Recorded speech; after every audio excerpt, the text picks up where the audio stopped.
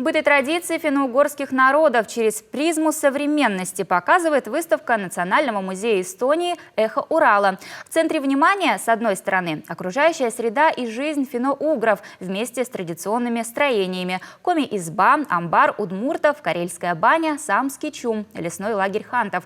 С другой – разнообразные ритуалы – совершеннолетие, свадьба, поминание предков. И все это в интерактивном ключе с использованием звуковой анимации. Александра Головина увидела все своими глазами. Самый вкусный обеденный стол, который вы когда-либо трогали. Так кураторы выставки заманивают посетителей в коми-избу натуральной величины. Одно лишь касание интерактивной поверхности, и вот вы уже знаете, чем таким особенным питались наши предки. На стол ставилось 3-4 блюда. Праздничный стол отличался изобилием. На нем одновременно могло быть более 25 различных блюд. Непременно были пироги, блюда из мяса и птицы, каши, пива, много различной выпечки и обязательно рыбник. В таких бревенчатых домах и жили коми-охотники и крестьяне. Пространство над печью – инпов – это женская часть. Кстати, дословно с коми оно так и переводится. Сердце избы – источник тепла, а по диагонали – стол и божница. Место под иконами у коми-народа всегда оставалось пустым, а оно принадлежало Богу. Атмосферу того времени кураторы воссоздали целиком и полностью. Здесь даже печь со звуком горящих дров, а с верхней части дома доносится храп. Many sounds interact with visitors. When someone steps into the river, it will flow along with them. Вообще, звуковой ряд как один из основных приемов экспозиции для превращения истории в реальность. Треск костра, пение птицы и даже медвежий рык разносится на 1000 квадратов из 126 динамиков.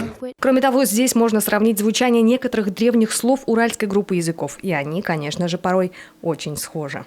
Например, глаза на северном саамском языке обозначаются словом «чалбми», на эстонском «сильм», на удмуртском и коми «щин», а на венгерском и языке ханты – «сэм». Сегодня в мире около 24 миллионов представителей уральских народов, и количество это постоянно сокращается, говорят эксперты. Важно помнить историю предков, передавать ее из поколения в поколение, и это, конечно, задача кураторов эстонской выставки «Эхо Урала». Создавать новые экспозиции важно, и, конечно, не забывать про те выставки и экспонаты, которые уже полюбились публике. Вот, например, самая древняя коми-лыжа, редчайшая уникальная в мировом масштабе находка, хранится в Сыктывкаре в Национальном музее коми. Лыжа – самая древняя из подобных артефактов, найденных на планете. Фрагмент лыжи сохранился благодаря консервации в толще торфяника. Обнаружили ее полвека назад в Книжпогосском районе. Экспертиза, проведенная в Эрмитаже, показала, что находка эта по-настоящему уникальная. Ее возраст около 8000 лет. Для сравнения, египетская пирамида была возведена около 5000 лет тому назад. Александра Головина, телеканал Юрган.